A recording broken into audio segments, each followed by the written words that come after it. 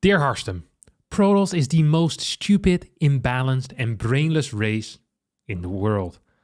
Now, I'm not cursing, but Protoss is too strong. In this game, my opponent used a Phoenix Colossus build and I opened with 3 Reapers and 2 Hellions. Because of his Oracle opener, I didn't kill many probes and I was in a slight disadvantage.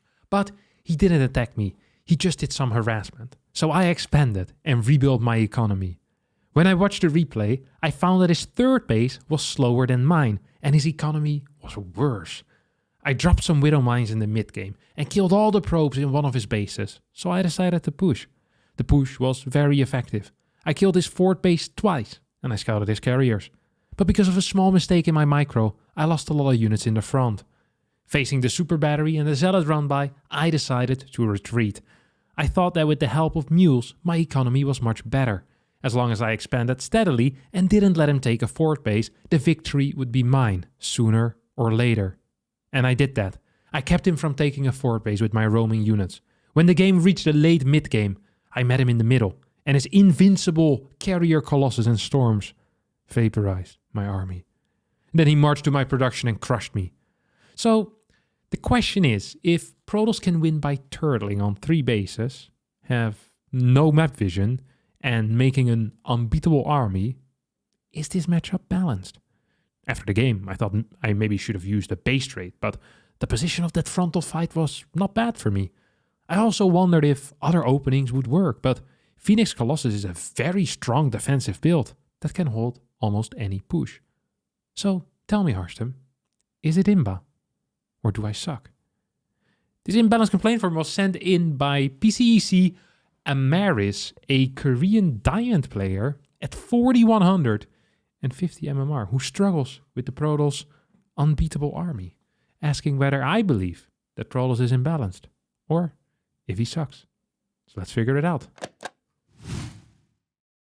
Alright, ladies and gentlemen, and here we go. In the top right, spawning as our blue Protoss player, it is Chilix, the imbalanced Protoss player who builds carriers, Colossus, and Templar. Ugh. And in the bottom left, we have our neurological expert, Amaris. This is the 2nd week in a row that a Terran player is a neurological expert capable of determining brain damage, not just in one person, but an entire population of people, Protoss players altogether, all of brain damage. No need for CT scans anymore. No, this guy has figured it all out, Amaris. He knows Protoss players have brain damage. This guy could be used in a hospital real nice. He would clean up that emergency room and he'd fill the beds as well because 33% of the population, of course, Protoss players, at least of the StarCraft population. So that would that's the only question he asks, on the form. There's a couple of it's like name, age, what else would they where you like your address and things like that, and whether you're a Protoss player or not. You have to tick the little box in. That box is ticked. We're going straight to a bed, my friend. Rest is what you need because you have brain damage, you absolute clown. We're gonna see how accurate that is, whether Chilix actually is an IMBA abuser, an abuser of imbalanced units. And it's nice to have a replay on the Korean server. I feel like we don't have a lot of those. It's rare to see Koreans. Well, I don't think this form didn't read like it was written by a native Korean. But still, Korean server, 4.1k MMR, quite some MMR. Look at this, beautiful scout. This Protoss player knows exactly what he's doing, by the way. Wow. Scouts a full wall and is well aware of the fact that this could be anything. So this could be a double gas opener, which is what it is, or it could be a proxy 3 racks. 3 racks extra proxied in the middle of the map. And he's just scouting around, making sure that he can figure it out. And this Reaper is going to go across, might actually kill this worker. Could have killed it if you were paying attention, but wasn't paying attention. Now is going to jump in and try to clear that pylon. That is a wild move to make. Usually you're not really going to get that pylon. As this probe moved in, sees the reactor and gets the scout on the CC. This is a really nice scout. I'm actually kind of impressed here by Chilix. Chilix making some extremely high level decisions here. Honest to God, this is fairly good stuff. I'm happy with that. Okay, here we go. What was it again? A 3 Reaper 2 Hellion build is what Amaris wrote down. And we're expecting this not to do any damage because that's what he said in his little form. And why would people lie in their form? That would just be mean and weird. That's not what I'm expecting today. Stargate coming out for Chilix. Oracle opener, indeed. That is beautiful. I'd love to see a couple of batteries here, by the way, if you're playing against a full wall. I think a necessity is a battery. I almost feel like this is a little late. This is post, what is it, 3rd unit and warp gate. It's gonna get a battery in the main base as well. That's great against high Reaper counts because he doesn't quite have a Reaper wall. Does scare me a little bit. This battery is really on the edge, by the way, like timing wise. Like that's fairly close. Okay, here we go. Hellions plus Reapers. Not gonna go for the probes. Instead gonna go for, okay, now we'll go for some probes.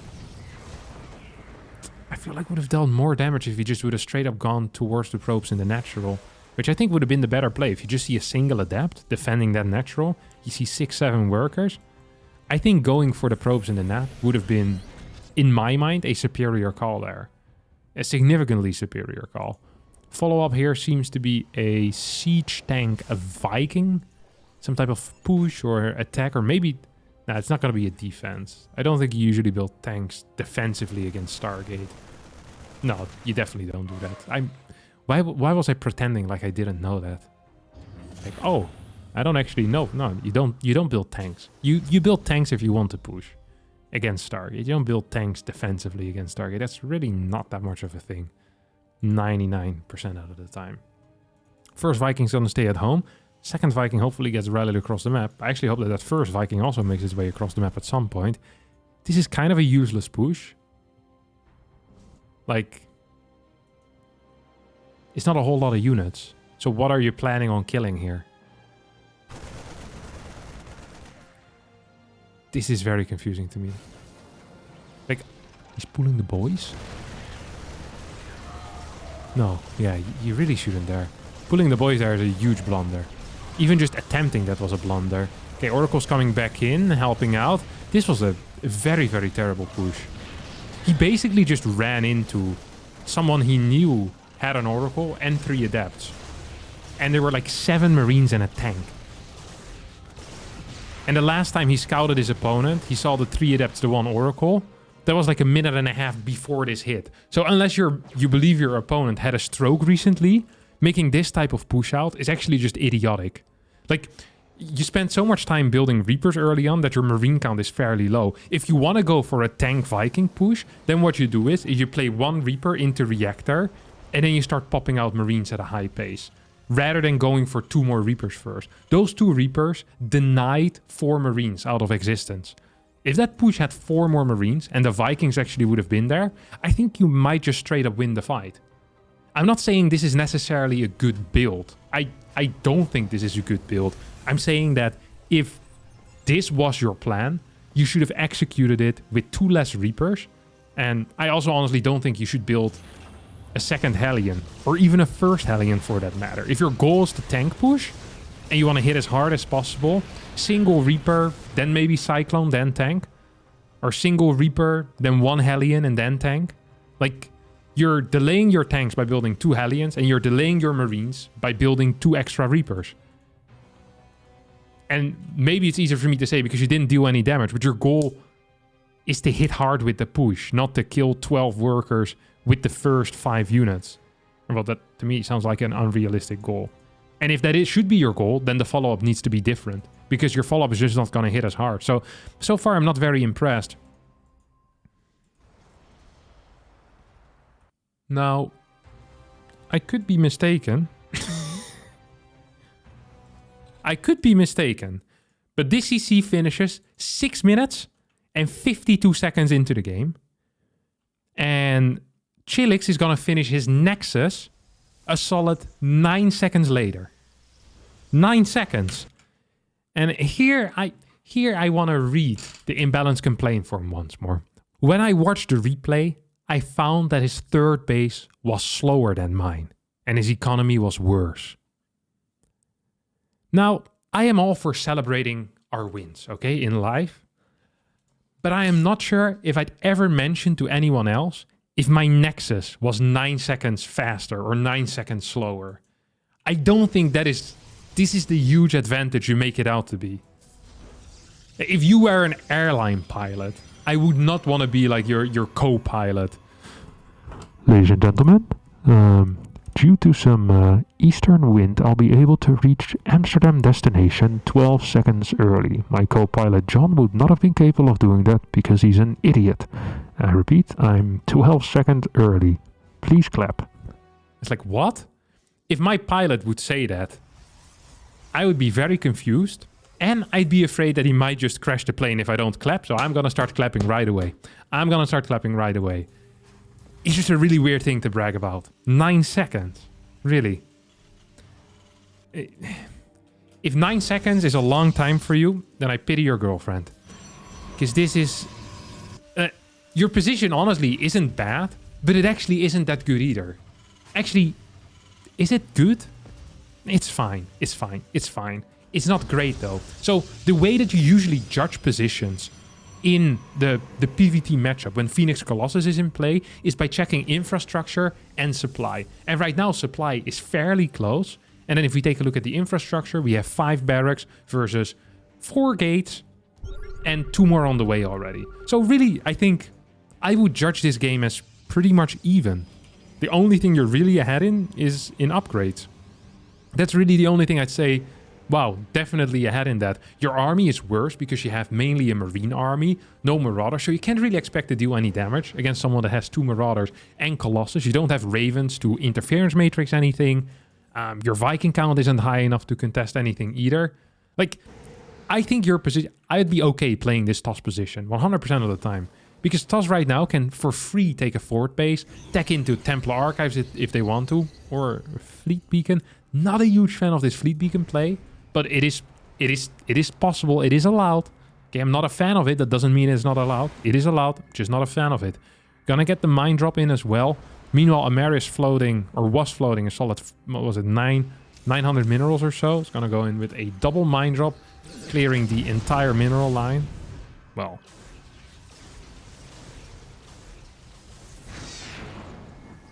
I hope these get to shoot again. Because if this is it, you kill 10 workers. When I think of a... Did you say mineral line or base? Oh my god, I'm gonna have to read this crap again. I dropped some Widow Mines in the mid game and killed all the probes in one of his bases. So I decided to push. Now, unless these mines shoot again, which I have a feeling they won't. He killed 10 workers in a base that has 16 workers on minerals and 6 workers in gas. That brings us to a total of 22 probes. That means he killed less than half of the workers on this base. Now, 10 workers is still a decent amount of workers to kill. But we're also 10 minutes in game. There are 3 next side which you can chrono boost. So really it doesn't take so long for TOS to reproduce those workers. If you lose 10 workers 2 seconds into the game, you lose a very big percentage of your worker force. But in this case, not really the case, right? Like, you lose 10 workers if you have 65 or 66 workers.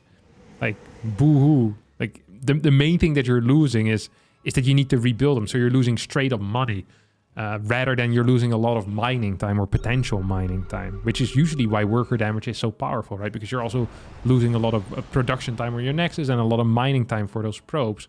But here it's like, well, you're more just losing a straight up mineral cost of 10 workers, which is like 500 minerals, which is a lot, but you also lost the medevac and you lost 2 mines. So it's like it kind of evens out in the end. Like medevac is 100, mines 75, 25. You add all of that up and you get to what? 400 resources. So really you had like a 100 resource bonus and your opponent didn't lose any gas. So I'm not even sure how great that trade was really. Actually, I know pretty sure that trade wasn't that great. The one thing I really do dislike is that Chilix hasn't managed to get a fort base up. And also the fact that he has no map vision whatsoever. Then again, Amaris can't really say much about map vision. He's also completely blind. No mines burrowed around the map to deal with potential salad run-bys, which is exactly what you should be doing at this point. I do like this sensor tower. There are no turrets, which is... Well, there's a turret here, no turret at the planetary. Which I think is a mistake. Planetary under fire can just be repaired, so that's not an issue. As the Vikings now move in... And rather than attacking the battery here, we're attacking the Colossus that is being healed by the battery, despite that Colossus being further away. That is not just surprising, but it's also a huge blunder. On top of that, we've also lost our fort base to a Zealot run-by. which I didn't think was possible, especially because it wasn't like there was 50 zealots. These were like 12 zealots. So had he just repaired, this would have been a hold. Also, can I just say that I find it weird that Chilix mentioned the fact that he denied his opponent's fort base, but then also lost his own fort base.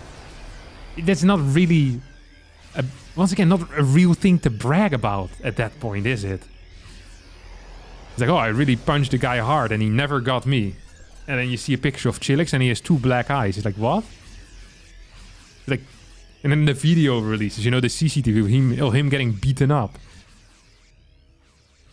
He also just should have straight up won the fight had he right-clicked the battery here. So there's like 2 pretty big blunders in a span of maybe 15 to 20 seconds. What's the upgrades for the Vikings? 0 upgrades, okay. +2 on the way already here for the carriers. It's also an army that consists of a lot of marauders, by the way. 25. Could definitely take another sick fight. No?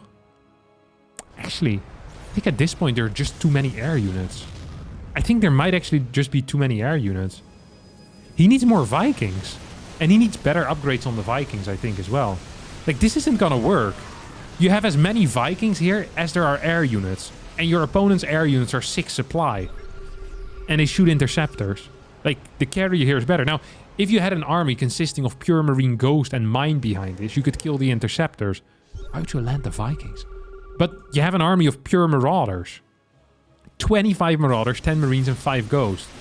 Like, this is not a very good army to fight carriers. Like, this is like assembling a team of 10 social scientists and then accidentally signing up for the football league rather than the fit as much jargon as you can in a sentence competition, which the social scientists would have been very good at. It's a good push, by the way. I mean, Marauders are very solid at taking out next side. Not as solid, though, against pure air. What are you producing at this moment? Okay, so you lost some supply. It should be pure Viking. Yeah. Yeah, any bio unit you're building at this point is a mistake. It should be Viking Ghost. That's what you should be building. Maybe even a medevac in here. And a second armory, by the way, is definitely something we need, right? We're gonna need these freaking vehicle plating upgrades, because you're just gonna be down in upgrades. Otherwise, it's gonna freaking suck. +3 about to finish up as well. Good chrono boosting. I like that. Another orbital right now being built on the fort base. So he is retaking it. Both players double expanding at the same time. Great minds think alike. Or brain dead players think alike in the case of, you know, how Amaris views this. 3 more carriers as well. So that's going to boot the carrier count up to, well, potentially 11. 6 Phoenixes against currently 16 Vikings. With only, well, supply space left for, what is that, 6 more. I'm having a difficult time seeing how this is going to work out. I think Amaris believes... Oh yeah, he actually did just cancel the 4th and the 5th at the same time. That's impressive. Okay, I'm not going to say anything bad about that. Now, that doesn't, of course, influence a fight that happens up next. Like, people don't quite understand what denying eco does. But if you're not killing your opponent's army, and you just deny their eco, what it usually means is that they'll just have an army, a very big army, a very powerful army, but they'll only have it once, so they can't remax on it, basically, right? And that's pretty much what we're seeing here. Like, Chilix, he's mining less, although it's only 500 less a minute. It's not like he's mining like 12,000 less a minute, which would also be impossible, but it's also not quite what's happening. Like, he has a very powerful army, and at this point, he has a much more powerful army than his opponent, for 2 reasons. The first reason is that his opponent is...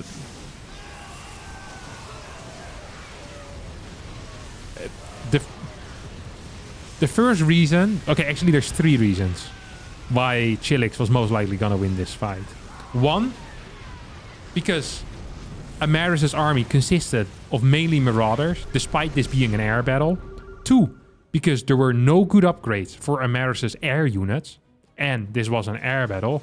And 3, apparently Amaris... Now, hold everything, boys. Hold everything. I'm about to say something that... neurological expert worldwide might be incapable of doing in a hospital without a CT scan. But I think, judging this fight, based on this fight, I think I can make the executive decision here that Amaris might have brain damage. Because if you scan forward and you see that your opponent has freaking 10 carriers here, 6 Phoenixes, plus 3 upgrades done, and you yourself see that over here, how many is this? This is like 18 Vikings, which means there's a bunch of Vikings just idling. Yep, there we go. 6 freaking Vikings just idling over here. There are 18 Vikings over here against 10 carriers plus 6 Phoenixes, and you're down 2 upgrades. You have no anti-air on the ground except for 4 ghosts, which I don't even believe get used for EMPs. And then on top of that, you separate the Vikings away from your main army so that the Templars have full range to throw as many storms as they want. Now, if you do all of that within the span of 5 seconds, you must have serious brain damage. It is the only thing that makes any sense. Because who in the world would think that this was going to be a successful fight? Like really, he even watched the replay and couldn't figure it out. Like, what was the line he wrote? After the game, I thought maybe I should have used a base trade. But the position of that frontal fight was not bad for me. Maybe the position wasn't bad, but the other guy had units that killed everything you have. It doesn't matter what position you are in. This could have been the worst position in the entire world. You still would have lost. It's like if you have the high ground, but the other guy has a gun, and you're bound to a chair, it doesn't really matter that you have the high ground, does it? He's just gonna shoot you, and there's nothing you can do about it. And that's pretty much this fight as well. He just shot you. That's it. His armors... You could have actually base traded. You could have kept the Vikings at home. You could have built turrets at bases. You had more money after all. You could have EMP'd the Templar. There's like 5 or 6 things that you could have done better in that fight. I'm not saying that all of them would have led to victory, because I think your victory should have come much earlier, first of all. And also your army composition at this point just wasn't really cut out to deal with your opponent. Your vehicle plating was too late. Your ship weapon upgrades were too late. And your Viking count was simply too low as well. Like you had 28 Marauders in an air battle. Make it make sense. You can't, because it doesn't make sense. And now Chilix walks over here and rushes your production, which is actually the correct call. Chilix might not have played this game perfectly, but his decision making was actually very good. He understood exactly what was going on. He understood that when you build 28 Marauders, that if you have 11 carriers and 6 Phoenixes, probably gonna win the fight. Yeah. Well, no GG either. Love to see it. Chilix. Legendary gamer. Amaris, however, not quite as legendary. Too many mistakes. Completely misunderstanding his position again and again and again. Getting upgrades way too late. Control in the last fight, mediocre. Decision making to take that fight, extremely bad. The worst part is that he scanned it. Had he done this blindly, I wouldn't have been okay with that fight. But I would have said, okay, he accidentally landed in that fight. But he set up for the fight. He made a concave for that fight that he knew he was gonna lose. This is like seeing the lava come down the volcano and running in head first. It's like, what do you think was gonna happen? Like your cool head was gonna take out the lava? No, you're gonna die. That's what happens. And that's what happened in this game as well. Protoss, my dear friend, isn't imbalanced. You just suck. And that's just the way it is. I'm sorry, Amaris. I'm sorry. And get that CT scan, buddy. I think you'll be surprised by the result. It's not the Protoss players. It's you. That will be it for me today. Thanks so much for watching. If you did enjoy this, don't forget to hit the like button, subscribe to the channel, and hopefully I'll see all of you next time for a new video. Thanks so much, and bye-bye.